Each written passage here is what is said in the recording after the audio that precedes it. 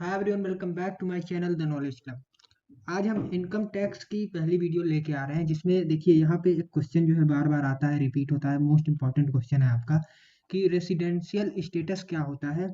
देखिए, theory point of view से अगर देखा जाए तो आपका बहुत ही ज़्यादा इंपॉर्टेंट ये क्वेश्चन हो जाता है। तो इसमें देखिए क्वेश्चन में लिखा क्या है कि रेसिडेंशियल स्टेटस क्या होता है अंडर इनकम टैक्स एक्ट 1961। जो 1961 इनकम टैक्स एक्ट है, उसके तहत आपका रेसिडेंशियल स्टेटस क्या होता है। How can you whether OR और एनओआर। ओआर मतलब ऑर्डिनरी रेसिडेंस और एनओआर मतलब नॉन ऑर्डिनरी रेसिडेंस। तो यहाँ पे दो तरीके के होते हैं। तो आपको बताना है कि आप कब रेसिडेंस कहे जाते हैं। देखिए, इसका दो तरीका होता है, एक बेसिक होता है, एक एडिशनल होता है। बेसिक में दो चीज़ें देखी जाती हैं, एडिशनल में भी दो चीज़ें देखी जाती हैं। तो चलिए उसको देख लेते हैं, लेकिन उससे पहले हम आपको ये बता दें कि जैसे मान लीजिए रेसिडेंशियल स्टेटस का मतलब क्या हो जाता है। देखिए, मतलब कि आप जिस कंट्री में रह रहे हैं उस कंट्री के नागरिक आप कब बन सकते हैं, कैसे बन सकते हैं, उसके लिए क्या क्या चीज़ें हैं जो आपको करनी पड़ती हैं फॉलो, क्या क्या ऐसा रूल है जो फॉलो करना पड़ता है। तो ये एक इंडिविजुअल के लिए है। यहाँ पे मैं लिख देता हूँ, ये एक इंडिविजुअल के लिए है।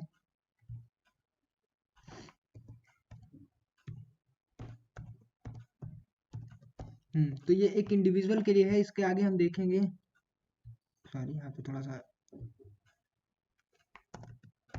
हाँ। तो चलिए पहले देखते हैं इसमें बेसिक क्या है, कि आपको क्या बेसिक फॉलो करना होता है जिसकी मदद से आप जो है रेसिडेंशियल बन सकते हैं। तो पहले देखते हैं। देखिए, इसमें लिखा है 182 डेज। अगर आप इंडिया में 182 डेज जो है रह लेते हैं, ठीक है, 182 डेज अगर आप रह लेते हैं तो आप रेसिडेंशियल माने जाएंगे। लेकिन इसमें एक और कंडीशन है। देखिए, अब जैसे मान लीजिए आपका ईयर चल रहा है 2022 एंड 23। तो ये आपका कौन सा ईयर हो जाता है, असेसमेंट ईयर। 2022 ही चल रहा है ना, 1 मार्च से लेके 31 अप्रैल तक। अरे अरे 1 अप्रैल से लेके 31 मार्च तक, सॉरी। तो ये आपका हो जाता है रेसिडेंशियल स्टेटस, जो 1 अप्रैल होता है उससे शुरू होता है, 31 मार्च को खत्म होता है। यही आपका रेसिडेंशियल अरे असेसमेंट ईयर होता है। देखिए, असेसमेंट ईयर आपका जो है चलता है 1 अप्रैल से 31 मार्च तक। 2022 में आपका शुरू हुआ था 1 अप्रैल को, 31 मार्च तक आपका असेसमेंट ईयर चलेगा। तो अगर आपने पिछले जो है प्रीवियस ईयर आपका हो जाता है 2021 अप्रैल से 2022 मार्च तक के अंदर, अगर आप 182 दिन किसी कंट्री में रह जाते हैं तो आप वहाँ के रेसिडेंट्स माने जाते हैं। पहला कंडीशन तो आपका ये हो जाता है बेसिक में, कि आपको 182 डेज रहना है कंट्री में। बट लेकिन उसमें जो है आपका ये कंडीशन है कि आपको प्रीवियस ईयर में रहना। आप जिस अभी मान लीजिए मैं किसी बाहर देश से आया हूँ और इस साल मैं इंडिया में रह रहा हूँ 2022-23 में, तो 2022-23 का नहीं गिना जाएगा। अब ये जो है, अगर मैं इस पूरे साल 182 दिन रह जाता हूँ, तो जब ये असेसमेंट ईयर 2023-24 चलेगा, वहां पे ये देखा जाएगा कि मैं पिछले साल 182 दिन नहीं रहा हूँ या नहीं रहा हूँ। अब देख लीजिए, अगर मान लीजिए आप 2022 में नए नए आए हैं तो आपका वो जो है आप रेसिडेंस नहीं माने जाएंगे। लेकिन अगर आप 2021 से रह रहे हैं तो 2022 में जाके आप रेसिडेंस बन जाएंगे। देखिए, उसके बाद है ओ आर, मतलब और सॉरी ये है और है। देखिए, इन दोनों कंडीशन में से एक कंडीशन आपको पूरी करनी होती है, तब जाके आप बनते हैं, रेसिडेंस बनते हैं। दोनों कंडीशन में से एक कंडीशन आपकी जो है पूरी करनी होती है।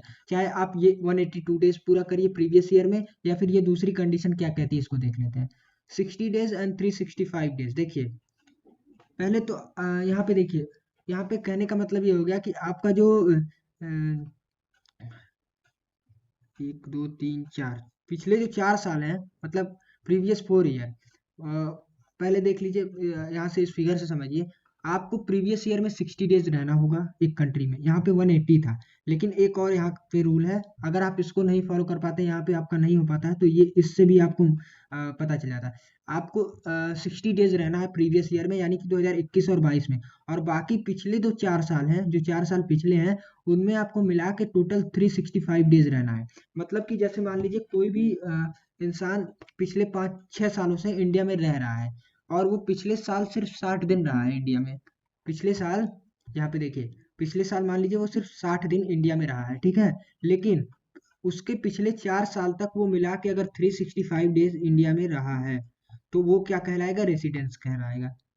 365 डेज उसको बोलते हैं पीपीवाई, मतलब कि पीवाईवाई, मतलब कि perceiving previous year. Perceiving previous year, जो प्रीवियस ईयर के पहले का जो ईयर होता है उसको बोलते हैं परसीविंग प्रीवियस ईयर। तो 365 डेज आपको टोटल रहना होता है। प्रीवियस ईयर को छोड़ के उसके पहले आप जितने साल इंडिया में रह रहे हैं, अगर आप 365 डेज रहे हैं और पिछले साल 60 डेज रहे हैं, तो आप इन दोनों को मिला के बन जाते हैं रेसिडेंस, ठीक है, जिस कंट्री में आप रह रहे हैं। मैं यहाँ पे इंडिया का एग्जांपल दे रहा हूँ और इंडिविजुअल को लेके चल रहा हूँ। तो जिस कंट्री में आप रहे हैं, ये दो बेसिक आपकी कंडीशन है। फिर से वापस आएंगे इस पे, आगे चलिए एक बार देख लेते हैं अब एडिशनल कंडीशन क्या क्या होती है। देखिए इसमें और था मतलब इन दोनों कंडीशन से आपको इन दोनों कंडीशन में से आपको एक कंप्लीट करना था। लेकिन ऐसा नहीं है कि आपने अगर बेसिक में से एक कंडीशन कंप्लीट कर ली तो आप रेसिडेंस तो बन गए, लेकिन उसके बाद आपको चल के आपको एक और कंडीशन एडिशनल आपको कंप्लीट करनी ही होती है, वो कंपलसरी होता है। एडिशनल में दो कंडीशन होती हैं, दोनों कंप्लीट करनी होती हैं। इसमें देखिए एंड लिखा है, उसमें और था, इसमें एंड लिखा है, तो यहाँ पे आपको दोनों कंडीशन कंप्लीट करनी होंगी। तो चलिए इसमें पहला देख लेते हैं क्या लिखा है। 2 out of 10 year, 2 out of 10 year, और दूसरा लिखा है कि 730 days in perceiving previous year. देखिए, या तो आप 10 ईयर में 2 साल रहे हो, पिछले 10 ईयर में आप 2 साल इंडिया में रहे हो, ठीक है। एडिशनल में आपका ये पहला है कि आप पिछले 10 ईयर में 2 साल इंडिया में रहे हो।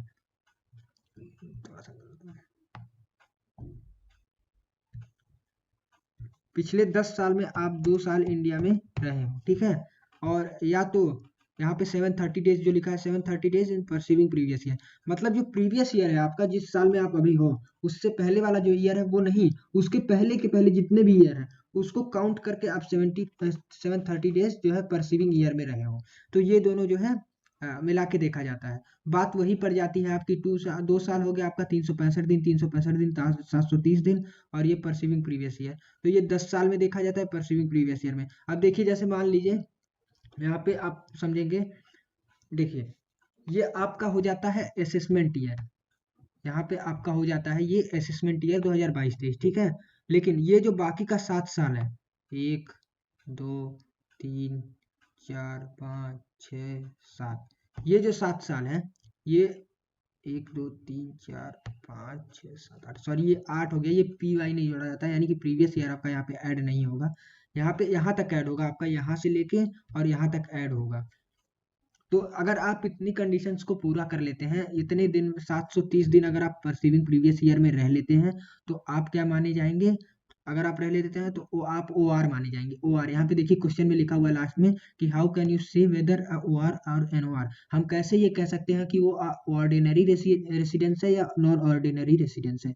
ओ आर मतलब कि पूरा उस कंट्री का हो चुका है या फिर पूरी तरीके से नहीं हो सका। बेसिक में आप सिर्फ रेसिडेंस बनते हैं इंडिया के या फिर किसी भी कंट्री के, आप रेसिडेंस बनते हैं, वहाँ के रहने वाले बनते हैं। लेकिन ओ आर मतलब कि आप यहाँ वहाँ पे ये हो जाता है कि हाँ आप पूरी तरीके से उस कंट्री के हो गए हैं, तो ओ आर आपको सारी फैसिलिटी उस कंट्री की मिलती है।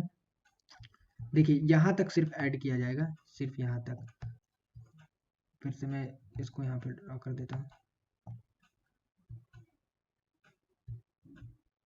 देखिए ये ईयर, फिर ये ईयर, फिर ये ईयर, और लास्ट ये, तो ये इतने ईयर जो है यहाँ पे देखे जाते हैं। ये प्रीवियस ईयर नहीं देखा जाता है इसमें, प्रीवियस ईयर आपका सिर्फ इसमें देखा जाता है सेकंड पॉइंट में।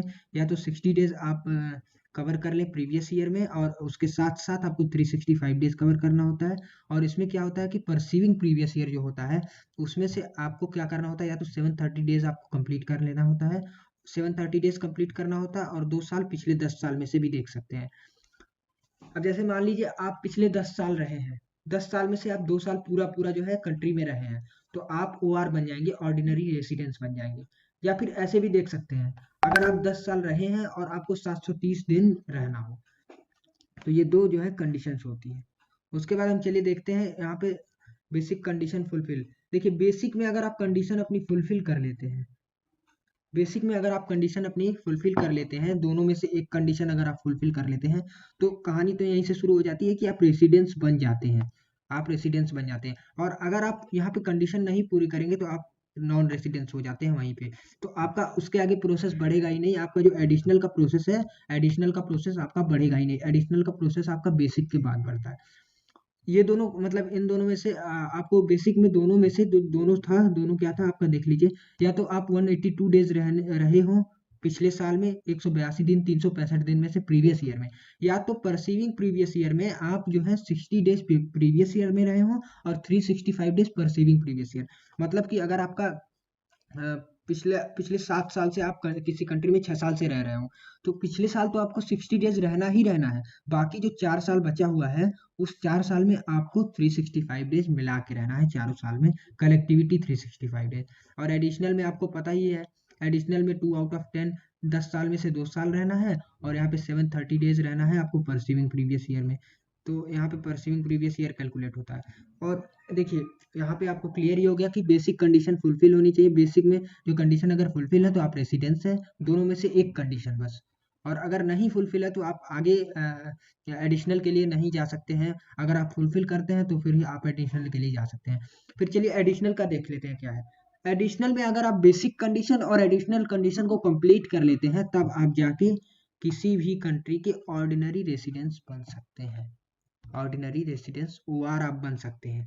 तो यहाँ पे जो क्वेश्चन में लिखा था आपका, हाउ कैन यू से वेदर ओआर और एनओआर, हम कैसे कह सकते हैं ओआर और मतलब एनओआर है, हम ऐसे कह सकते हैं उसकी बेसिक कंडीशनल और एडिशनल कंडीशनल कंप्लीट होनी चाहिए। बेसिक कंडीशनल में आप दोनों पॉइंट लिख देंगे और एडिशनल कंडीशनल में आप दोनों पॉइंट लिख देंगे। अगर आपसे क्वेश्चन में ये पूछता है कि एनओआर कैसे कहा जाएगा, तो बेसिक कंडीशनल को बताएंगे क्या होता है, एडिशनल कंडीशन को बताएंगे क्या होता है, और वहाँ पे आप ये बता देंगे कि जब बेसिक और एडिशनल कंडीशनल दोनों में से एक ना पूरी हो या फिर दोनों ना पूरी हो, तो हम उसको बोलते हैं एनओआर। वैसे तो एक अगर नहीं पूरी होती है तभी वो एनओआर होता है, अगर दोनों पूरी हो जाती है तो ओआर होता है। तो यहाँ पे ये क्वेश्चन था काफी इंपॉर्टेंट, आपका थ्योरी का क्वेश्चन ये है, ये आता ही आता है आपके क्वेश्चन पेपर में। अगर इनकम टैक्स का आपका पेपर है तो किसी भी पेपर में ये लगभग पूछ ही देता है आपके थ्योरी के क्वेश्चन में, ओआर और एनओआर, क्योंकि ये रेसिडेंस से रिलेटेड क्वेश्चन है, रेसिडेंस से आपका रिलेटेड है तो आएगा ही आएगा। तो ये टॉपिक यहीं पे ख़त्म होता है कि हमारा जो है रेसिडेंस स्टेटस क्या होता है, और इस अंडर इनकम टैक्स एक्ट 1961 के अंडर ये बना था, और हम कैसे कहेंगे वो ओआर और एनओआर है। तो यहाँ पे आपका ये जो लेक्चर है, ये आपका वीडियो ख़त्म होता है। आप सेशन को लाइक करिएगा, शेयर करिएगा, और हमको ऐसे ही सब्सक्राइब करते रहिएगा। बाकी आपको अगर नोट्स चाहिए तो आप हमारा टेलीग्राम चैनल ज्वाइन कर सकते हैं। Thank you.